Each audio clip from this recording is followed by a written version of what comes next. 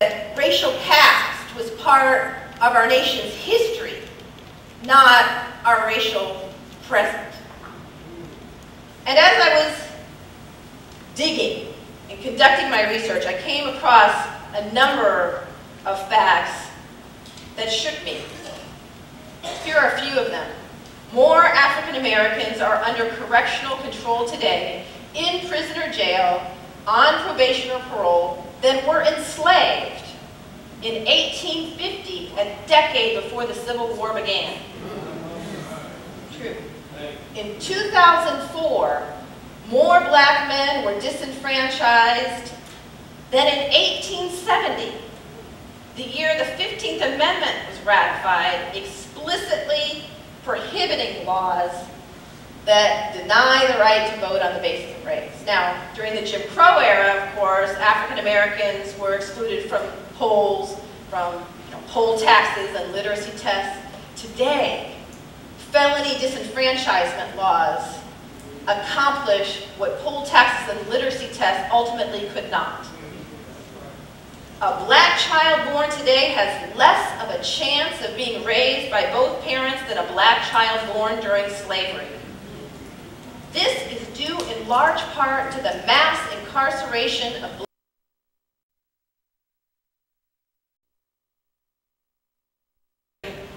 magazine. It was recently published by the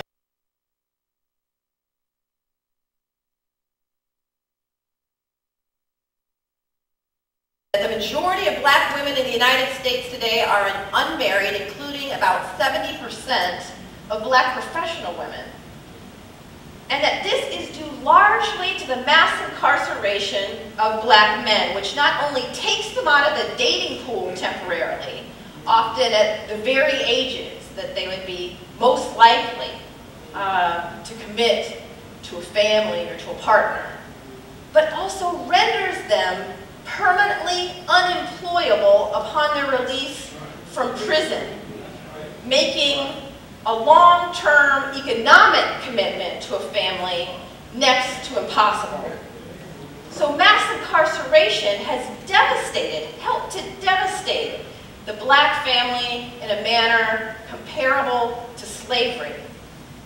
Now, in some major urban areas, more than half of working-age African-American men have criminal records and are thus subject to legalized discrimination for the rest of their lives. In fact, in some cities, like take Chicago, for example, if you take into account prisoners, who, by the way, are excluded from poverty and unemployment statistics, so, when you read the unemployment rate for black men in the United States, go ahead and add about 20 percentage points to that figure if you're going to account for all of the black men who are behind bars in the United States. When you see the poverty rate for African Americans in the United States, that poverty rate doesn't count the millions of people who are behind bars.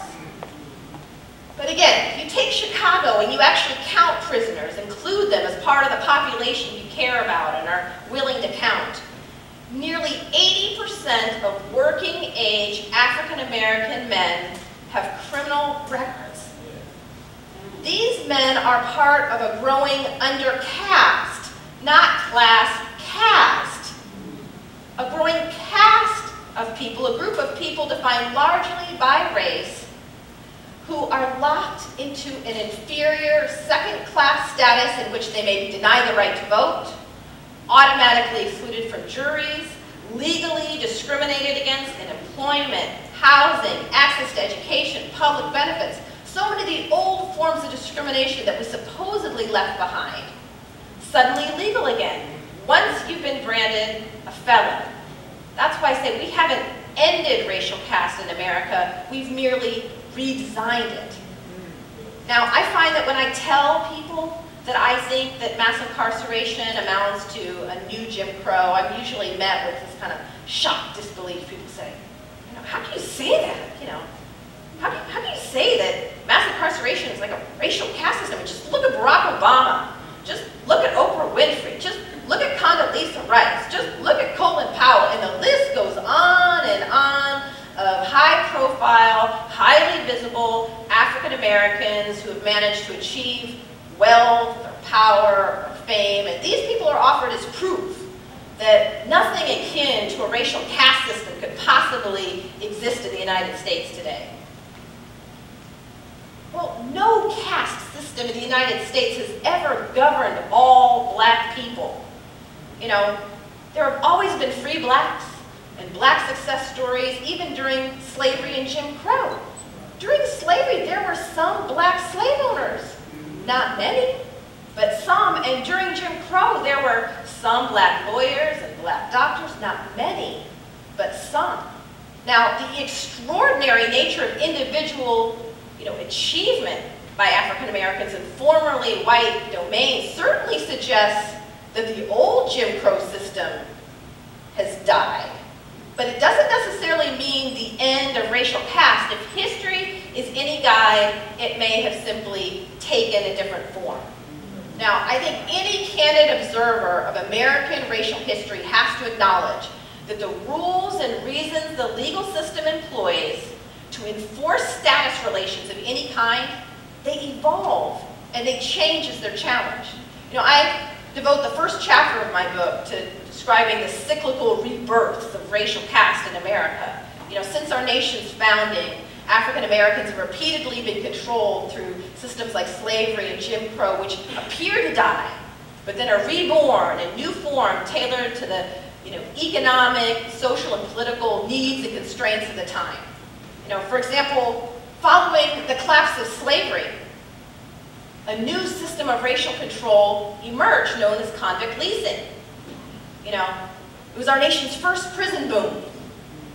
After slavery, African American men were arrested en masse for extremely minor crimes like vagrancy, rounded up, sent to prison, and then leased back to plantations, sometimes the very plantations that, their mama or their daddy were once slaves at, leased back to plantations and forced to work for next to nothing. Now, the idea was that they were supposed to earn their freedom, but the catch was they could never earn enough to pay back the plantation over the cost of their clothing and their food and their shelter to the plantation owner's satisfaction. So they were effectively re-enslaved, sometimes for life. Douglas Blackman has written a wonderful book about this phenomenon called Slavery by Another Name. After the collapse of slavery, a new system of racial control emerged that actually served the same economic and political functions as slavery, and yet is often not even discussed in history books today. Well, today I believe the criminal justice system has been employed once again to effectively recreate a caste-like system in America. In less than 30 years, the U.S. penal population has quintupled. Not doubled, not tripled, quintupled. We've gone from a prison population of about 300,000 to nearly 2.5 million, an astonishing short period of time. No other country in the world incarcerates such a large percentage of its population, and no other country in the world incarcerates so many of its racial and ethnic minorities, not even South Africa during the height of apartheid. Okay? This system is unprecedented in world history.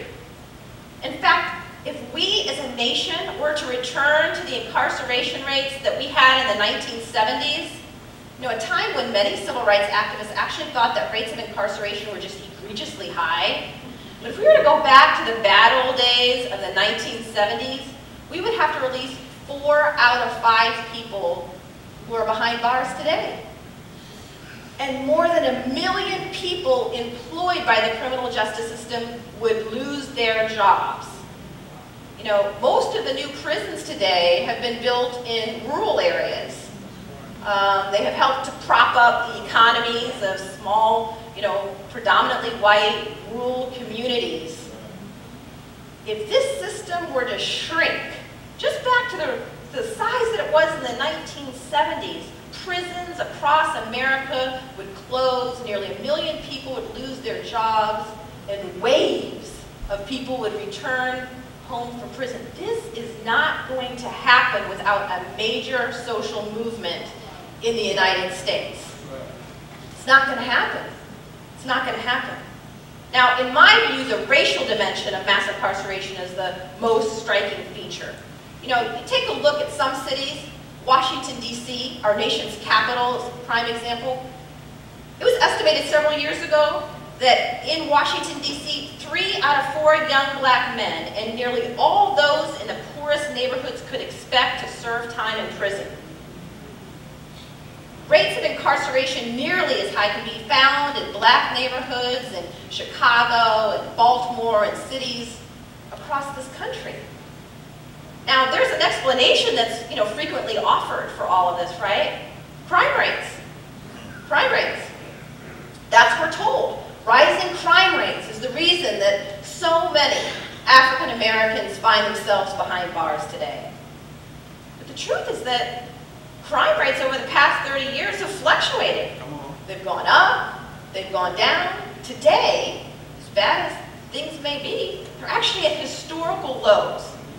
But incarceration rates have consistently soared. Most criminologists and sociologists, you know, will acknowledge today that crime rates and incarceration rates have little to do with one another. In fact, if you compare incarceration rates in the United States with incarceration rates, you know, with some other, you know, Western democracies, you'll see that some other countries that have had higher crime rates have actually seen their incarceration rates fall during the same time period in which we have gone on an unprecedented prison building boom. So if it's not crime rates, that, you know, have driven this extraordinary expansion of our prison system, what is it? What is it? Well, the answer is the Get Tough movement and the war on drugs. The explosion in our prison system and the mass incarceration and the branding of millions of people in the United States as felons can be traced to a political movement. Right. A political movement. Politics, racial politics, far more than crime rates, have birthed this system of control in the United States. Now, the war on drugs is the biggest offender. Convictions and sentences for drug offenses are the single most important cause of the explosion in incarceration rates in the United States. Drug convictions accounted for about 2/3 of the increase in the federal system and more than half of the increase in the state system between 1985 and 2000, the period of the most dramatic expansion of our prison system. You know, drug convictions have increased more than 1,000% since the drug war began. Now, for those who might imagine, like I once did, that the goal of the drug war has been to root out violent offenders or drug kingpins, you know, think again. Come on. Law enforcement agencies and law enforcement officials are rewarded often in cash for the sheer volume of drug arrests that are made. The sheer volume, the sheer numbers of drug arrests that are made.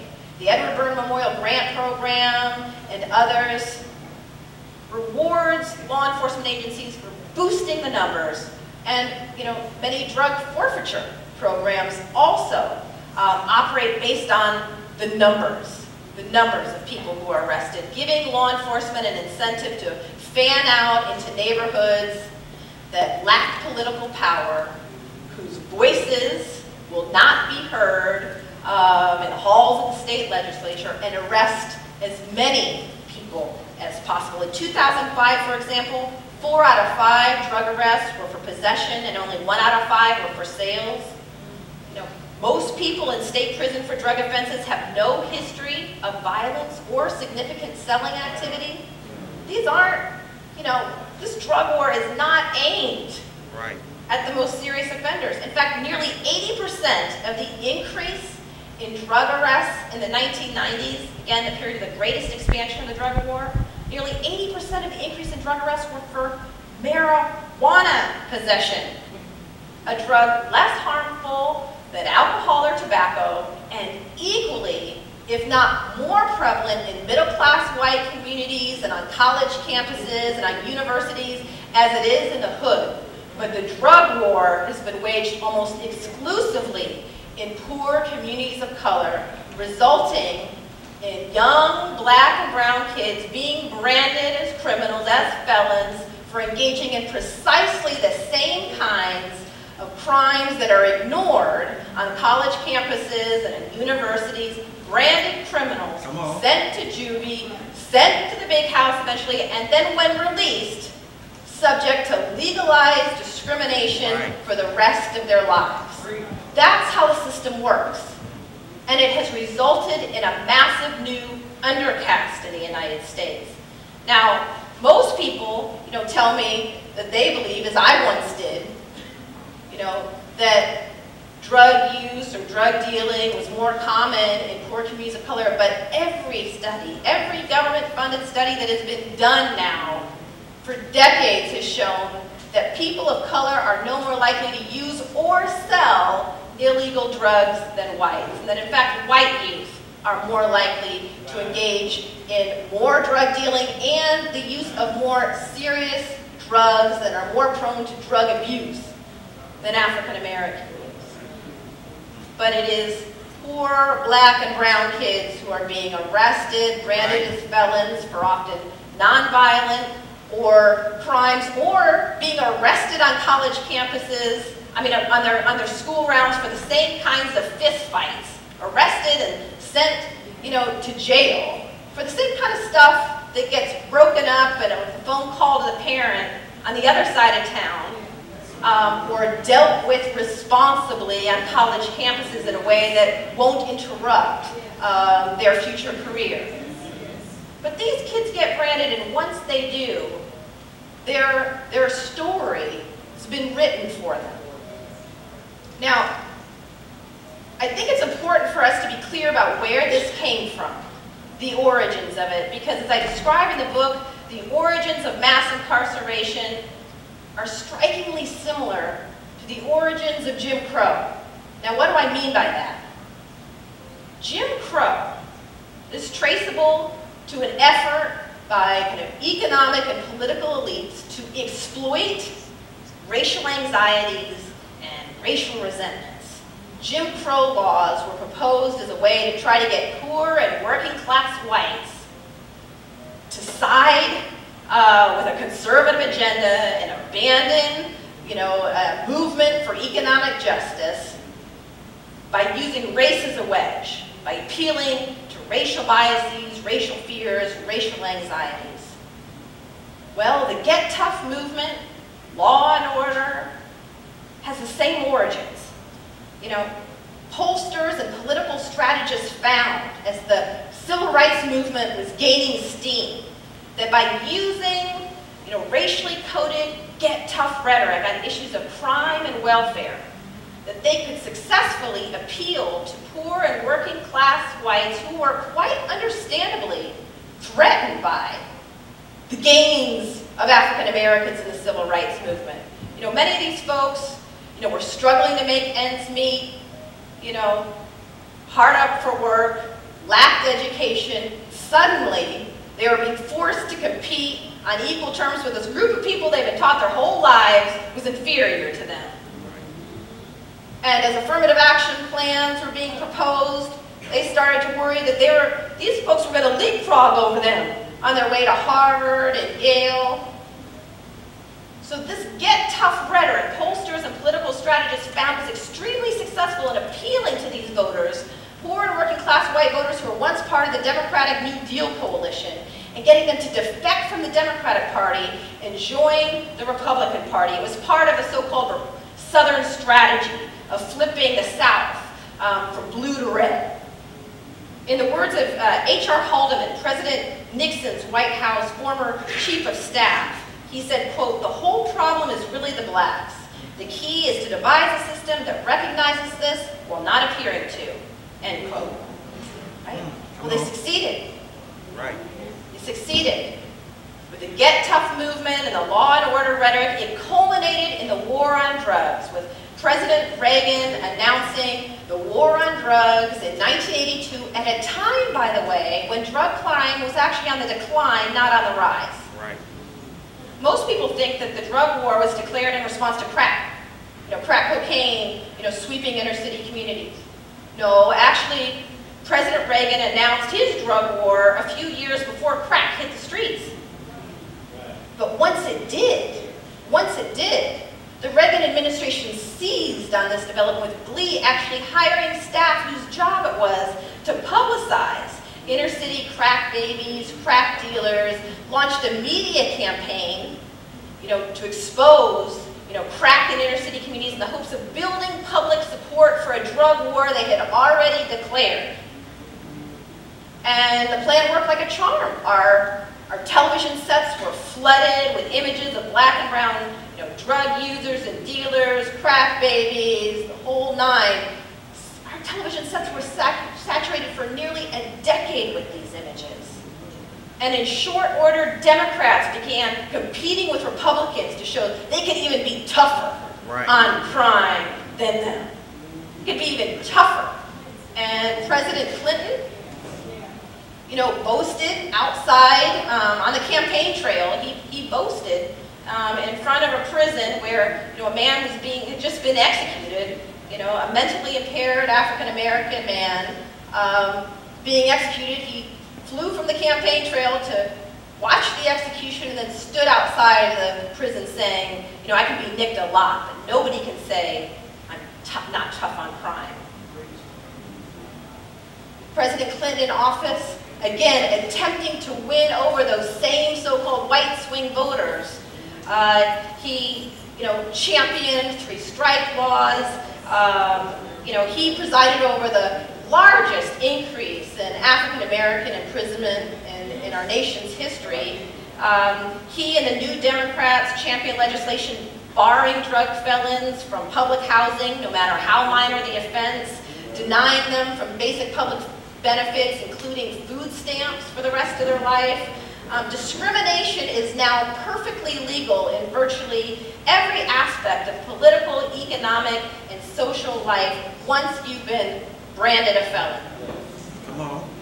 Now, the U.S. Supreme Court has, for the most part, turned a blind eye to race discrimination in the criminal justice system. People often ask me, if racial bias is as bad as you say it is in the criminal justice system, why don't you just file some more lawsuits about it? How come we don't hear about people filing lawsuits in the news, challenging the bias of the police or prosecutors? And if it's so bad, why don't we see more lawsuits about this?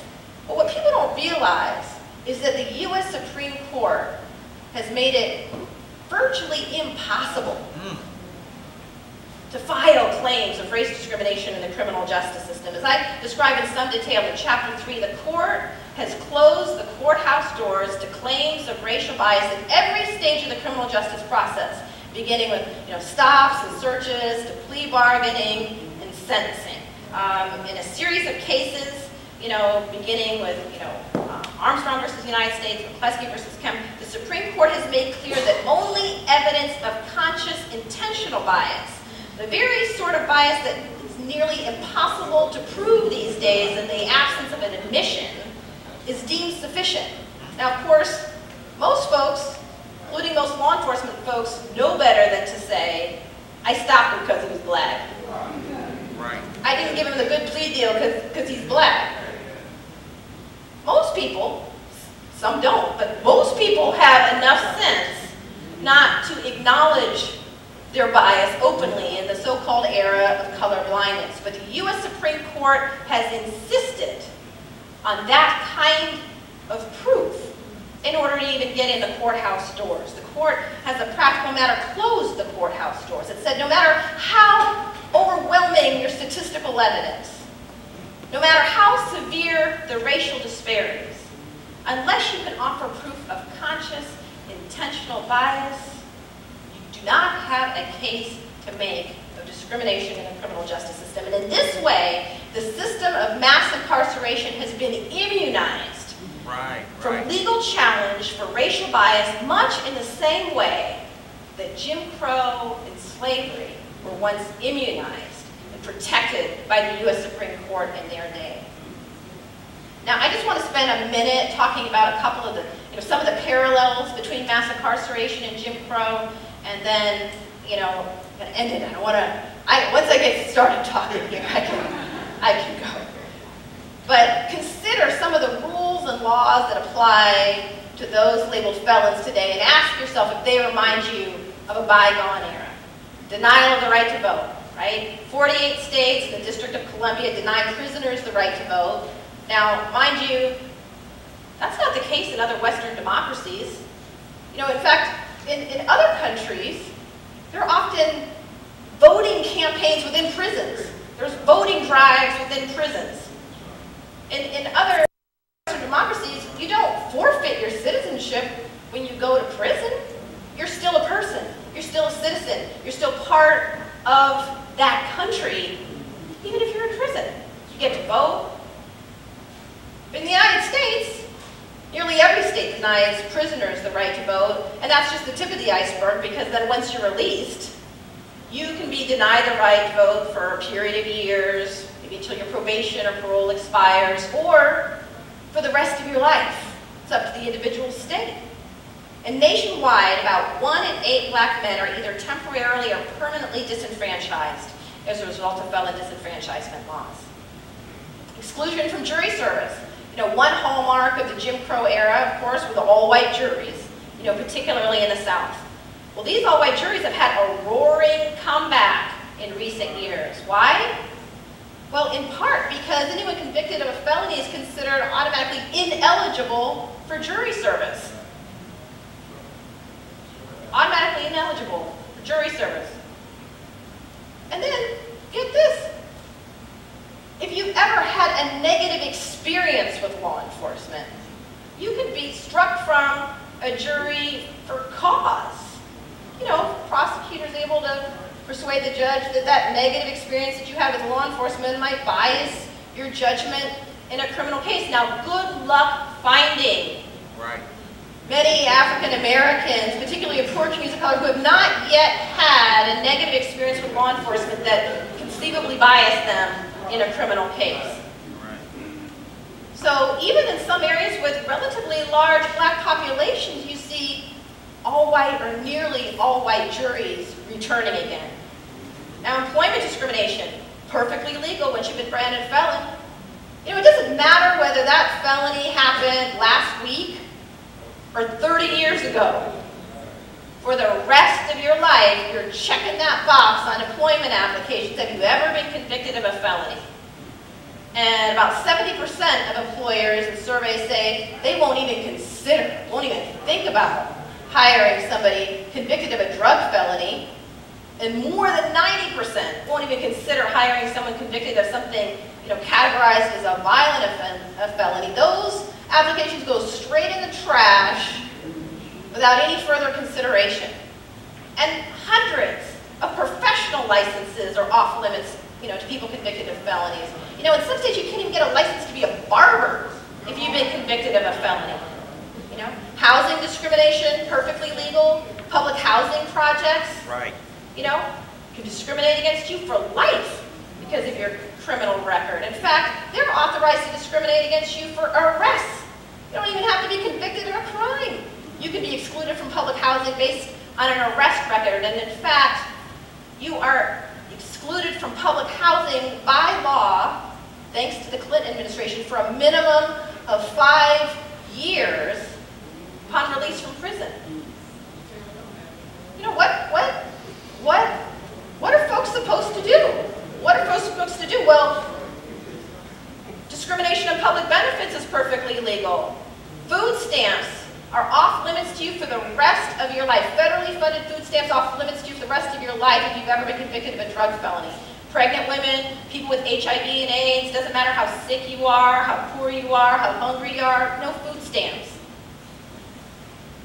Now, what are you supposed to do? Well, this system expects you to pay back hundreds or thousands of dollars in fees, fines, court costs, accumulated back child support. You know, in some states you're actually expected to pay back the cost of your imprisonment upon release. Come on now. And then get this, even if you're one of the very lucky few who actually managed to get a job in this economy that doesn't provide jobs to people who don't have criminal records, even if you're one of the lucky few who managed to get a job, legally up to 100% of your wages can be garnished It's crazy. to pay back the costs all those fees, fines, court costs, plus accumulated back, child support. What do we expect folks to do? What is the system designed to do? Right. Well, the system is designed to send people right back to prison, which is what, in fact, happens about 70% of the time. About 70% of released prisoners return within 3 years, and the majority of those who return do so in a matter of months, because the challenges associated with mere survival on the outside are so immense. Now, what are we to do? What do we do about this? Well, I'm told often that, an answer to all of this is for people to stop committing crimes. That's what I'm told frequently is, well, we can avoid all of this if those young folks would just stop committing crimes, if they would stop selling drugs, stop using drugs, stop getting into fights in the schoolyard, stop messing around, you can avoid this system entirely. Well, partially true. I mean, racial profiling shows that no matter, how many laws you obey, you can still be stopped, searched, jacked up by the side of the road, subject to the system of control. But even assuming you manage to avoid a prison sentence, because you've played by the rules, consider this. The message that, we're sending when we say, well, just don't break the law. What we're saying to our young people is that you got to be perfect. You can't make the same mistakes that kids of other colors get to make. Right. You can't do it. You can't make mistakes. You can't sin. You can't fall down and get back up again. You can't do it. So our strategy for our young people is perfection and making no mistakes. Right. Well, that would have failed for Barack Obama, who has admitted, to drug use, quite a bit of it, in fact. Admitted to using marijuana, cocaine. If he hadn't been insulated by being raised by white grandparents in Hawaii and attending predominantly white universities, if he had been just a regular kid in the hood, he would have been stopped, he would have been searched, he would have been caught. He would have been branded a felon. He'd be cycling in and out of prison with the rest of them more likely than not. And he might not even have the right to vote, depending on what state he lives in, much less being president of the United States. Okay? Right. Our youth, all of us, deserve the same chances. That's right. The same opportunity for redemption, for forgiveness, for the second and the third chance. Right? As the folks who live on the other side of the town. So we have got to begin opening our hearts and our minds. I am a criminal, owning it. Hey, I am a criminal. I've experimented with drugs. I've broken the law. I'm a law professor. I've had all the opportunities in the world, and I'm a criminal too, and I'm not ashamed to say it. I've never been to prison. I've never been to prison. I'm just somebody who didn't get caught. I'm no better than the person who spent time behind bars. I'm the same person. We've got to begin opening our hearts, our minds to those who are returning home from prison, supporting their families, and building a movement to end mass incarceration in America and do the work of racial healing. Because if we don't heal those racial divisions between poor whites, working class whites, and black folks, we don't heal those divisions. Even if we manage to end mass incarceration, a new system will emerge.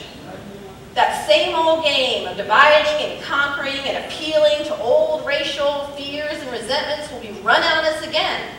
And we'll find ourselves right back in this position again. So in this process of building a movement to end mass incarceration, we also have to be committed to ending that history and cycle of racial caste that's rooted not in crime, but in our inability to care and have compassion for people of other races and ethnicities, to be able to reach across and join hands in a fight for economic and social justice long term. If we're not able to do that, we may end mass incarceration or reduce it substantially, but this game will go on and on and on. So this movement, though, has got to begin with us. We can't look to Barack Obama to do it, or our politicians, or our elected officials, or the judges, or the prosecutors. No, it has got to begin first with the people who have been most harmed by this system. Right. We've got to create room for their voices to be heard, for their stories to be told. And I thank that young man who ripped up those papers and threw them at me for waking me up. He was saying, I matter. My voice needs to be heard. My story needs to be heard. We've got to begin creating that space and building the movement to end not just mass incarceration, but the history and cycle of caste in America. So thank you very, very much for having me.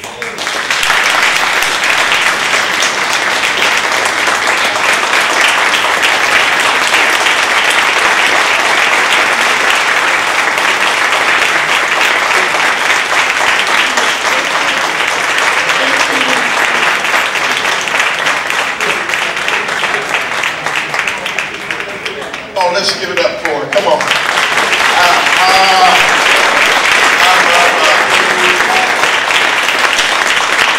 Reverend Thompson, come on here while we're yet standing. Come on, Reverend Thompson. Let us present this sister with this plaque on behalf of the Adam Project on this 9/11, September the 11th.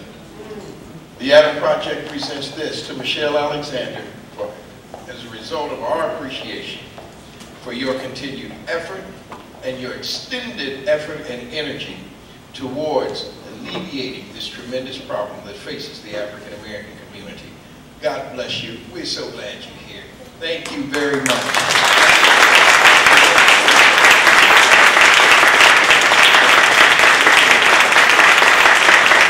Put my picture on it instead of yours, but I figured it might not be appreciated, and we just want to thank you for being here. Let's give her another hand. Amen. How wonderful it is. In the interest of time, we're going to, oh, you want to have her hold the plaque up? They want to take some more pictures. Usually when I show the event, they only take one picture, bro. I'm trying. Taking it personal, Dr. Walker.